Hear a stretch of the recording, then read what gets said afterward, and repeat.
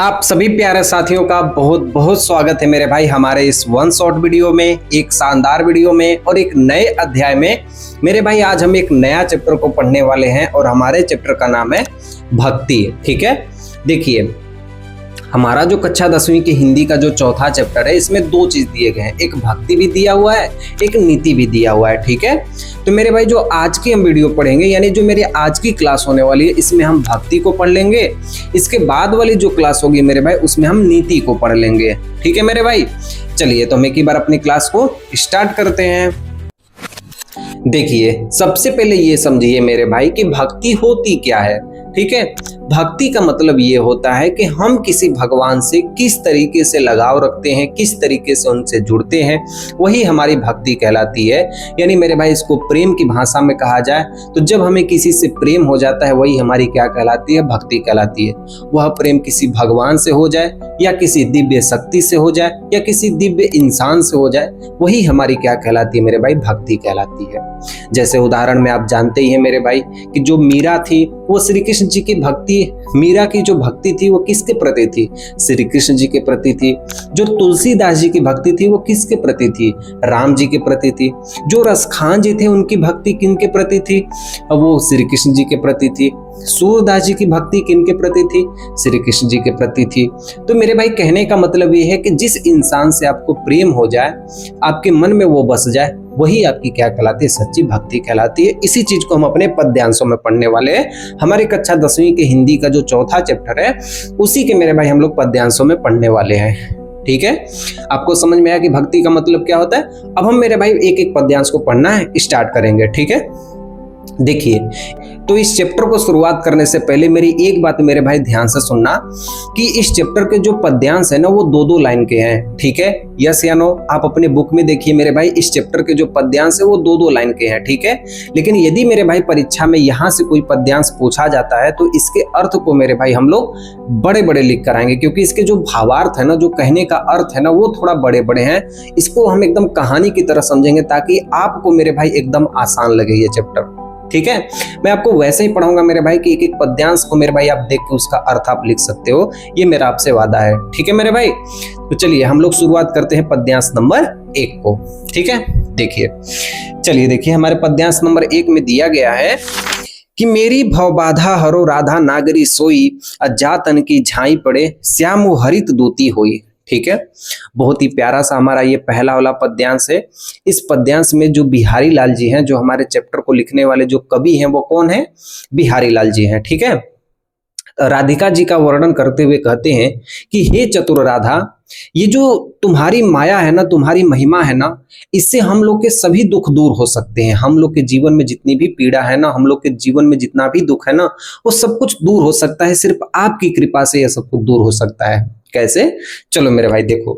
तो पद्यांश नंबर 1 में क्या होता है कि प्रस्तुत पद्यांश में बिहारी लाल जी राधिका जी का वर्णन करते हुए कहते हैं कि मेरी भव बाधा हरो, मेरी सारी बाधाओं को दूर कर दो, मेरी सारी कष्टों को दूर कर दो, मेरे जीवन में जितने भी दुख हैं, जन्म से लेकर मरण तक सभी दुखों को क्या कर दो, दूर कर दो।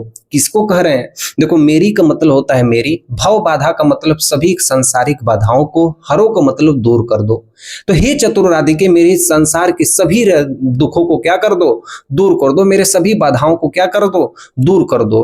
किससे कह रहे हैं, राधा नागरी सोई, नागरी का मतलब होता है चतुर, सोई का मतलब राधा जी को ही कहा जा रहा है और राधा का मतलब हो गया राधा है। ठीक है, तो हे चतुर राधा, इसका मतलब होगा कि हे चतुर राधा, तुम मेरी सारी संसार की बाधाओं को दूर कर दो, मेरे जीवन में जितने भी कष्ट है ना उनको दूर कर दो। कैसे दूर कर दो, कि जा तन की झाई पड़े, झाई पड़े का मतलब परछाई पड़े, कि जैसे ही आपके तन की मतलब आपके शरीर की, तो जैसे ही आपके शरीर की जो परछाई पड़ती है किन पर, श्री कृष्ण जी पर। बिहारी लाल जी कहते हैं राधिका जी से कि जैसे ही आपकी परछाई श्री कृष्ण जी पर पड़ती है तो श्याम हरित दूती हुई। श्याम किसको कहा गया है मेरे भाई, कृष्ण जी को कहा गया है। हरित का मतलब क्या होता है, हरा रंग, दूती हुई का मतलब हो जाते हैं। तो जो श्री कृष्ण जी का रंग है ना वो नीला से किस रंग में परिवर्तित हो जाता है, वो हरे रंग में बदल जाता है। यानी आपकी परछाई, आपके तन की परछाई पड़ने से श्री कृष्ण जी के जो शरीर है वो नीला रंग से हरे रंग में बदल जाता है। इसलिए जिस तरह श्री कृष्ण जी का रंग परिवर्तन हो गया, उसी तरीके से हमारे जीवन में सभी दुखों को नष्ट कर दीजिए। यानी कहने का मतलब है कि बिहारी लाल जी इस पद्यांश में कहते हैं कि हे चतुर राधिके, आप में इतनी शक्ति भरी हुई है, इतनी शक्ति भरी हुई है कि आपकी परछाई पड़ने से श्री कृष्ण जी का रंग बदल जाता है, यानी नीले रंग से हरे रंग में बदल जाते हैं। उसी तरीके से आप हमारे पे कृपा करिए, हम सभी संसार वासियों को कृपा करिए, ताकि हमारे दुख दूर हो जाए, हमारे जीवन से मरण तक लेकर आज तक जितने भी दुख है ना, वो सभी कष्ट क्या हो जाए, दूर हो जाए। हम लोग भी धनी संपन्न हो जाए, हम लोग खुशहाल रहें, और हम लोग जितने भी हमारे जीवन के कष्ट और दुख हैं वो सब क्या हो जाए, दूर हो जाए। ठीक है, समझ में आया मेरे भाई पहला पद्यांश? तो मेरे भाई एकदम ध्यान से चीजों को समझना, बहुत ही ये प्यारा प्यारा सा मेरे भाई पद्यांश होने वाला है। मैं आपसे फिर से कह रहा हूं मेरे भाई कि दो दो लाइन हमें पढ़ना है। कितना लाइन पढ़ना है मेरे भाई? दो दो लाइन पढ़ना है, लेकिन इनके अर्थ को मेरे भाई एकदम हमें ढंग से लिख के आना है। यकीन मानना मेरे भाई, आपसे एग्जाम में यहां से पूछा ही जाता है कोई ना कोई पद्यांश। तो एक बार फिर से देखना कि मेरी भवबाधा आरो प्रस्तुत पद्यांश में बिहारी लाल जी राधिका जी की महिमाओं का वर्णन करते हुए कहते हैं कि हे चतुर राधिके, मेरे सभी बाधाओं को दूर करो, मेरे इस संसार में जितने भी कष्ट हैं उनको दूर करो, जीवन से मरण तक लेकर जितने भी मेरे जीवन में जो भी कष्ट आए हैं उनको दूर करो। कहते हैं जा तन की झाई पड़े श्याम हरुत दूती हुई, आप में इतनी शक्ति है कि आपकी तन की परछाई यदि श्री कृष्ण जी पर पड़ती है तो उनका जो शरीर का रंग है वो नीले रंग से हरे रंग में परिवर्तित हो जाता है। उसी तरीके से हम लोग पे कृपा बनाइए, इस संसार पे कृपा बनाइए, ताकि सबकी जो तन की परछाई है, जो दुख है, वो सब क्या हो जाए, दूर हो जाए। ठीक है, समझ में आ रहा है कि नहीं मेरे भाई? यस या नो मुझे बताना। देखो, मुझे जो लगेगा पद्यांश की ये मुझे दोबारा बताना, उसको मैं आपको दोबारा बता दूंगा। ठीक है, ठीक है, चलिए मेरे भाई अगले पद्यांश को, चलिए हम बढ़ते हैं अपने अगले पद्यांश की। देखिए मेरे भाई, दूसरे पद्यांश में क्या होता है, पहले आप कहानी को समझिए। ठीक है, मान लीजिए मेरे भाई रात का समय है, और आपकी रात के समय में आप देख रहे हैं कि जो चंद्रमा है ना, वो पूरा फुल मून है। फुल मून का मतलब पूर्णिमा वाला चंद्रमा है। तो वो चंद्रमा बहुत ही सुंदर लगता है, यस या नो? लेकिन वैसे ही कहा जा रहा है कि जब श्री कृष्ण जी अपना मुकुट पहनते हैं, जो मोर वाली मुकुट होती है ना, जो मोर वाली मुकुट श्री कृष्ण जी पहनते हैं ना, तो मानो ऐसा लगता है कि उनके सिर पर मानो 100 चंद्रमा की रोशनी चमक रही हो। ठीक है, जब श्री कृष्ण जी अपना मुकुट पहनते हैं तो मानो ऐसा लग रहा है कि 100 चंद्रमाओं की रोशनी उनके ऊपर चमक रही है। तो वही हमें इस पद्यांश में पढ़ना है। और देखिए, बिहारी लाल जी श्री कृष्ण जी की महिमाओं का वर्णन करते हुए कहते हैं कि हे प्रभु, मोर मुकुट की चंद्रिकनु। मोर मुकुट का मतलब, जब आप मोर के मुकुट को धारण कर लेते हैं तो चंद्रिकनु का मतलब चंद्रमा की रोशनी में, चंद्रिकनु का मतलब चंद्रमा की रोशनी में। प्रस्तुत पद्यांश में बिहारी लाल जी कहते हैं श्री कृष्ण जी की महिमाओं का वर्णन करते हुए कि हे प्रभु, जब आप मोर के मुकुट को धारण कर लेते हैं, मोर के पंखों से बने मुकुट को आप धारण कर लेते हैं चंद्रमा की रोशनी में, तो यो राजत नंद नंद। नंद नंद का मतलब नंद बाबा का लड़का अर्थात कृष्ण जी को कह रहे हैं। ठीक है, राजत का मतलब बहुत ही सुंदर और सुशोभित लगते हैं। तो उस चंद्रमा की रोशनी में आप बहुत ही सुंदर लगते हैं, बहुत ही सुशोभित होते हैं। उस चंद्रमा की रोशनी में आप बहुत ही सुंदर लगते हैं, बहुत ही सुशोभित होते हैं। किस तरीके से? जिस तरीके से मनु शशि शेखर की यकस। मनु का मतलब मानो, मनु का मतलब मानो, जैसे कि शशि शेखर की यकस, मानो श्री कृष्ण जी, मानो जिस प्रकार शंकर भगवान अपने जटाओं में चांद को लेकर बैठे हुए रहते हैं, उसी तरीके से आप दिख रहे हैं। फिर से सुनिए मेरे भाई, मनु शशि शेखर। शशि का मतलब चंद्रमा, शेखर का मतलब भगवान शिव जी को कहा गया है। ठीक है, की अकस का मतलब उनकी परछाई की तरफ दिख रहे हैं। मानो आप जब मुकुट को धारण कर ले रहे हैं ना, तो मानो भगवान शिव की तरह आप अपने सर के ऊपर चंद्रमा को धारण कर लिए हैं, और ऐसा लग रहा है कि ये शेखर सतचंद, मानो आप अपने सिर के ऊपर भगवान शिव की तरह 100 चंद्रमाओं को धारण कर लिए हैं। सतचंद का मतलब, सत का मतलब होता है 100, चंद का मतलब चंद्रमा। तो मानो आप भगवान शिव की तरह अपने सिर के ऊपर 100 चंद्रमाओं को धारण कर लिए हैं। ठीक है मेरे भाई, तो एक बार फिर से समझिए। प्रस्तुत पद्यांश में बिहारी लाल जी श्री कृष्ण जी की महिमाओं का वर्णन करते हुए कहते हैं कि हे प्रभु, जब आप मोर से बने हुए पंखों के मुकुट को जब अपने ऊपर धारण कर लेते हैं, तब ये चंद्रमा की रोशनी में बहुत ही ज्यादा चमकता है, बहुत ही ज्यादा सुंदर लगता है। ठीक है, किस तरीके से सुंदर लगता है? जिस प्रकार शंकर भगवान अपने जटाओं में चंद्रमा को लिए रहते हैं उस तरीके से आप लग रहे हैं, और मानो कि आपके ऊपर, आपके सिर के ऊपर 100 चंद्रमाओं की रोशनी चमक रही है। ठीक है, चलिए अब अगले पद्यांश की ओर चलते हैं, पद्यांश नंबर 3 की ओर। देखिए, चलिए मेरे भाई अगले पद्यांश की ओर चलते हैं, और पद्यांश नंबर हमारे सामने 3 दिया हुआ है। ठीक है, देखिए देखिए इस पद्यांश में क्या होता है कि आप पहले आप चित्र देख लीजिए। ठीक है, देखिए जो ये आपको चित्र दिखाई दे रहा है ना, ये जो चित्र आपको दिख रहा है ना, ये नीलमणि पर्वत है। ठीक है, कहाँ पाया जाता है मेरे भाई? उत्तरी अमेरिका में, यूएसए एक प्रांत है, मतलब यूनाइटेड स्टेट ऑफ अमेरिका के मोटावा में ये पड़ता है। ठीक है, मोटावा में मेरे भाई एक जगह है, वहां पे ये नीलमणि पर्वत पाई जाती है।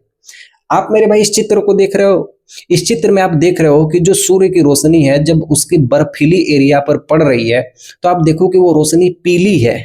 यस या नो? आपको वो जो सफेद बर्फ दिख रहा है वो कैसा दिख रहा है? वो पीले रंग का दिख रहा है। ठीक है, उसी तरीके से कहा गया है कि जो श्री कृष्ण जी जब अपने पीले वस्त्र को पहन लेते हैं तो नीलमणि पर्वत के समान दिखाई देते हैं, चमकीले एकदम। समझ में आ रहा है मेरे भाई? चलिए देखिए, कहा गया है मेरे भाई कि सोहत ओढ़े पीतु पटु श्याम सलोने गात, मानो नीलमणि शैल पर आतपु परयो प्रभात। ठीक है, चीजों को एकदम ध्यान से समझना कि सोहत ओढ़े पीतु पटु, जब श्री कृष्ण जी पीले वस्त्र को पहन लेते हैं तो बहुत ही सुंदर लगते हैं। सोहत का मतलब बहुत ही सुशोभित होते हैं, बहुत ही सुंदर लगते हैं। ओढ़े का मतलब ओढ़ लेते हैं। पीतु पटु का मतलब, पटु का मतलब होता है कपड़ा, पीत का मतलब पीला। तो जब श्री कृष्ण जी पीले वस्त्र को पहन लेते हैं ना तो बहुत ही सुंदर लगते हैं, बहुत ही सुशोभित होते हैं। ठीक है, श्याम सलोने गात, श्याम का मतलब श्री कृष्ण जी, सलोने का मतलब उनका शरीर, गात का मतलब होता है सुंदर, सलोने का मतलब सुंदर लगता है, और वैसे ही उनका शरीर भी सुंदर लगता है। चीजों को मेरे भाई ध्यान से सुनना। प्रस्तुत पद्यांश में बिहारी लाल जी श्री कृष्ण जी के सौंदर्य का वर्णन करते हुए कहते हैं कि हे प्रभु, जब आप पीले वस्त्र को पहन लेते हैं तो आप बहुत ही सुंदर लगते हैं, बहुत ही सुशोभित होते हैं, और वैसे ही आपका जो शरीर है वो भी सुंदर लगता है। ठीक है, आगे देखिए किस तरीके से लगता है कि मानो नीलमणि शैल पर, कहा जाता है, बिहारी लाल जी कहते हैं कि आपका शरीर उस तरीके से लगता है जैसे मानो कि नीलमणि पर्वत पर आतपो परयो प्रभात, मानो नीलमणि पर्वत पर सवेरा हो रहा हो। आतपो का मतलब सूर्य की रोशनी, परयो का मतलब पड़ रही है, प्रभात का मतलब सुबह की जो किरणें होती है। तो मानो नीलमणि पर्वत पर जो सुबह की किरणें पड़ रही हैं, और वो जो पीली पीली सी रोशनी जब सूर्य नीलमणि पर्वत पर पड़ती है तो वो पीले रंग का चमकने लगता है। उसी तरीके से आप दिखाई दे रहे हैं।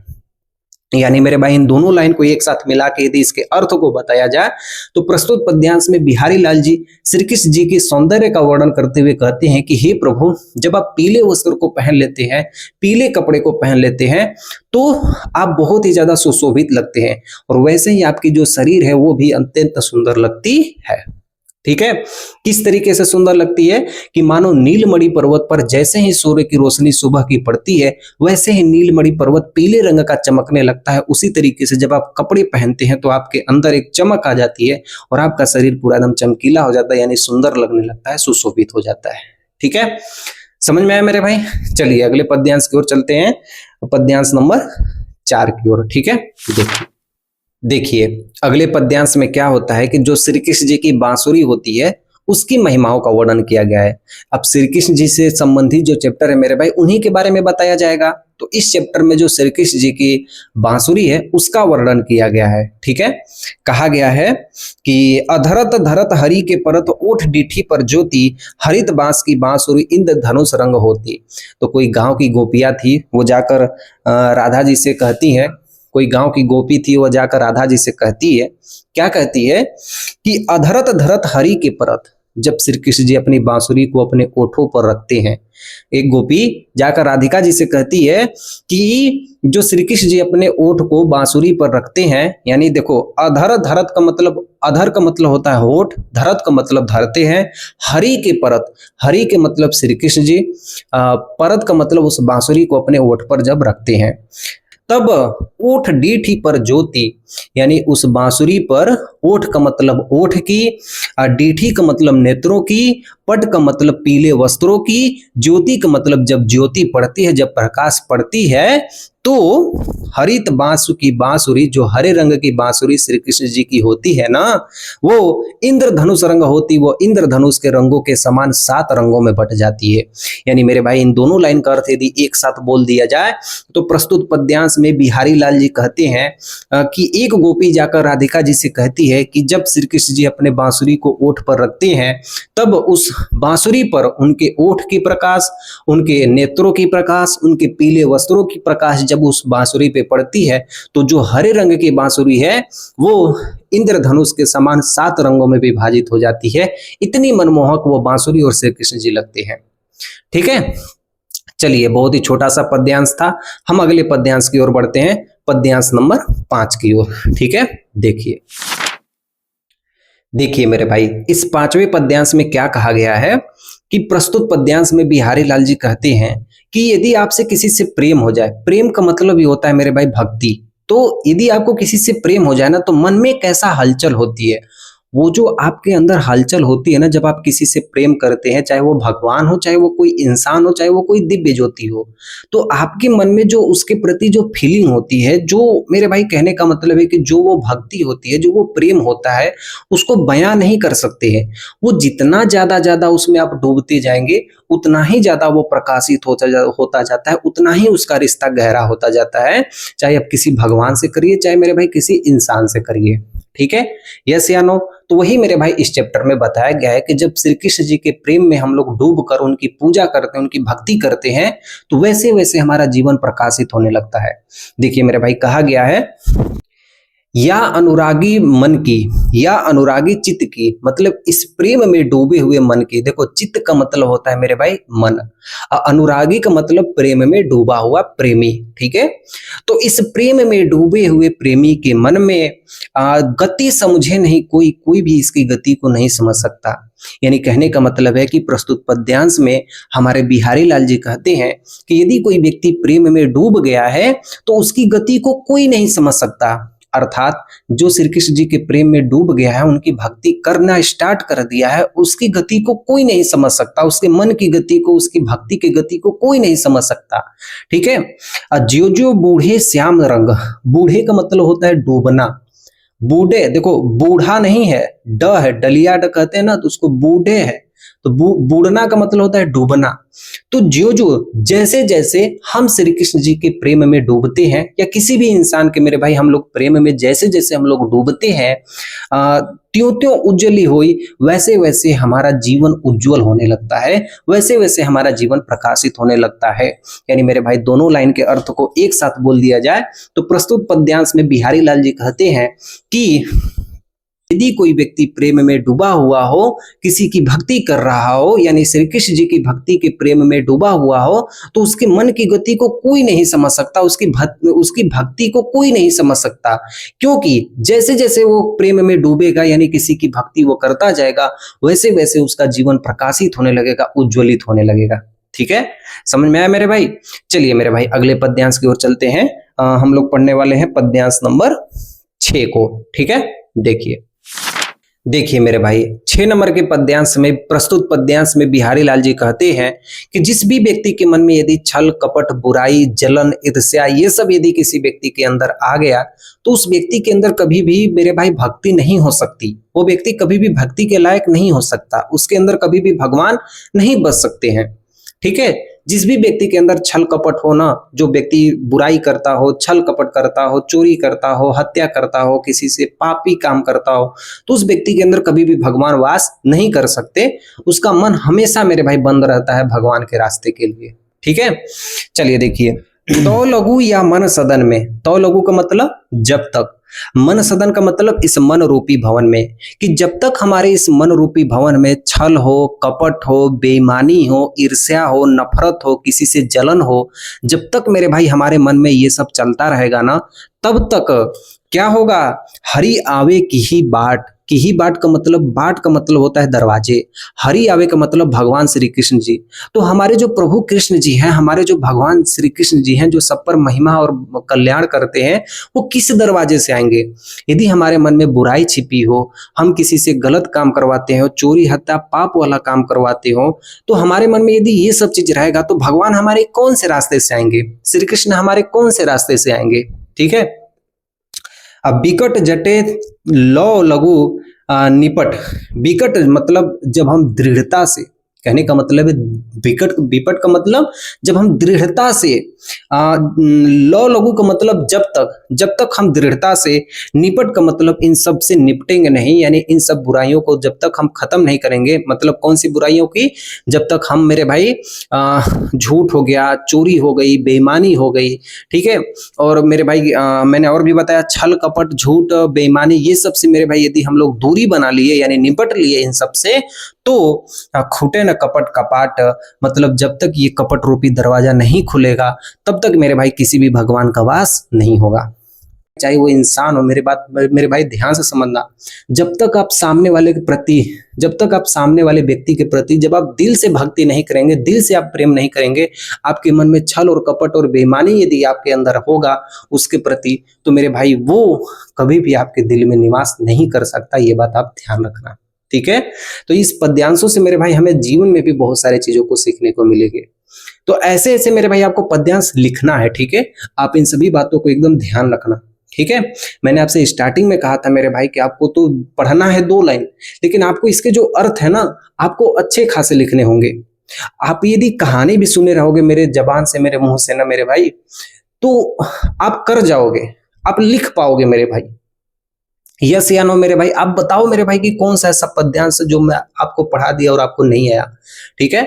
समझ में आ रहा है मेरे भाई ना? तो उस तरीके से मैं आपको पढ़ाता हूँ मेरे भाई, उस तरीके से मैं आपको मेहनत करके आपको वो चीज पढ़ाता हूँ ताकि आप मेरे भाई जब एग्जाम में बैठो ना तो आपकी कलम ना रुकने चाहे, इतना मेरे भाई आपको बारीकी से मैं पढ़ाता हूँ, ठीक है। तो चलिए हम लोग अगले पद्यांश को चलते हैं, पद्यांश नंबर 7 की।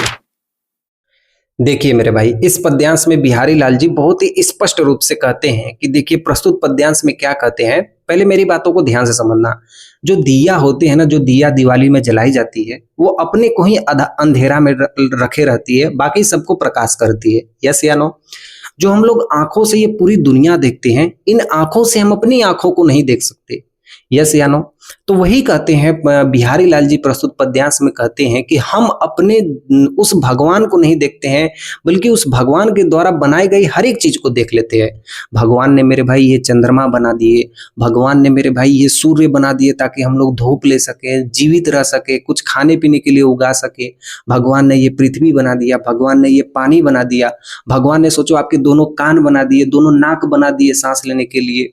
यस या नो? आंख बना दिए देखने के लिए। सोचो ये आंख ही ना होती तो क्या होता, अगर ये कान ही ना होता तो क्या होता, नाक ही ना होता तो क्या होता, मुंह ही नहीं होता तो मैं बोल नहीं पाता। तो सोचो भगवान ने हमें क्या क्या चीज दिया है। यस या नो? लेकिन हम उस भगवान को नहीं देखते हैं। हम सामने सब कुछ देख लेते हैं लेकिन उस भगवान को नहीं देख पाते हैं। यही इस पद्यांश में बिहारी लाल जी बताते हैं, ठीक है। तो देखिए इस पद्यांश में, प्रस्तुत पद्यांश में बिहारी लाल जी कहते हैं कि जगतु जनायो जी ही सकलो सो हरि जानो नाही, जो आंख नु सब देखियो आंख न देखी जाहि। कहने का मतलब ये है कि जगतों का मतलब जो इस संसार को, जो इस जगत को, जो इस संसार को, जो इस जगत को, जनायो का मतलब बनाया है, जो इस संसार को बनाया है, जी ही सकलू, जिसने इस संसार को सब कुछ दिया है, उसे हम सुहरि जानो नहीं, उस भगवान को अभी भी हम पहचान नहीं रहे। सुहरि का मतलब उस प्रभु को हम जाने नहीं का मतलब अभी भी हम पहचान नहीं पा रहे। जो इस संसार को सब कुछ दिया है, जो इस संसार को सब कुछ बनाया है, उसको अभी तक हम पहचान नहीं रहे, उसको अभी तक हम जान नहीं रहे, ठीक है। आगे कहते हैं कि जो आंखें सब देखियो, कहने का मतलब है कि ये तो वही बात हो गई कि जो आंखें सब देखियो, मतलब जिस आंख से हम पूरे संसार को देखते हैं, हर एक छोटी से छोटी और बड़ी से बड़ी चीजों को देख लेते हैं, उसी आंख से, आंखें न देखी जो ही, उसी आंख से हम अपनी आंखों को नहीं देख पाते। अर्थात बिहारी लाल जी ये कहते हैं कि जो इस संसार को बनाने वाला जो भगवान है, उस भगवान को हम अपने दिल में नहीं देखते हैं, बल्कि हम उस व्यक्ति को देखते हैं, उस चीजों को देखते हैं जो भगवान, जिसमें भगवान ना हो, ठीक है। वही इसमें बताते हैं। ठीक है, तो मेरे भाई इनके कहने का मतलब ये है, इनका मुद्दा ये था इसमें बताने का कि यदि किसी से आप प्रेम करते हैं मेरे भाई, तो उसमें यदि किसी आपसे भक्ति भी करते हैं या प्रेम करते हैं, तो दोनों एकदम सच्चे दिल से होना चाहिए, सच्चे सच्चे मन से होना चाहिए, तभी वो भगवान की क्या कहलाएगी, तभी वो आप भगवान की क्या कहलाएगी, भक्ति कहलाएगी। ठीक है, चलिए एक हमारे पास मेरे भाई आखिरी पद्यांश है। इस पद्यांश में पूरा स्पष्ट रूप से बताते हैं बिहारी लाल जी कि जैसे देखो, आपने मेरे भाई देखा होगा कि हम लोग कहीं मंदिर उंदिर में पूजा करने के लिए जाते हैं तो कई लोग माला चढ़ाते हैं, कोई लोग घंटी बांधते हैं, कोई लोग पत्थर ऐसे सरियाते हैं, 1 2 3 4 5 ऐसे करते हैं। और मैंने देखा मेरे भाई कई लोग ऐसे होते हैं, फेरा लगाते हैं। ठीक है, कोई लोग सांप के जैसे रेंगते हुए जाते हैं।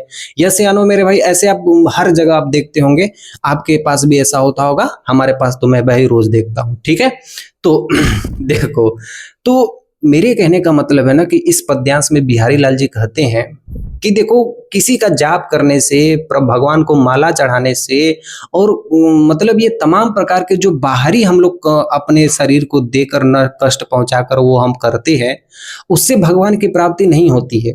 भगवान की प्राप्ति वो आपके सच्चे मन से होती है, सच्चे मन से होती है। मतलब आप उनके प्रति कितना सच्चे मन से है। यानी कहने का मतलब है कि जब तक हम मंदिर में हैं तब तक भगवान जी हैं, और जब तक मंदिर से बाहर चले गए तब तक भगवान जी नहीं है। तो कहने का मतलब उनका ये है कि भगवान को आप मानिए, लेकिन सच्चे मन से मानिए, वो आपके हर जगह आपके पास है। तभी आपके अंदर क्या दिखेंगे, भगवान दिखेंगे, तभी आप भगवान की अच्छी भक्ति कर पाएंगे। वही हम इस पद्यांश में पढ़ने जा रहे हैं। ठीक है, प्रस्तुत पद्यांश में बिहारी लाल जी कहते हैं कि जप माला छापा तिलक।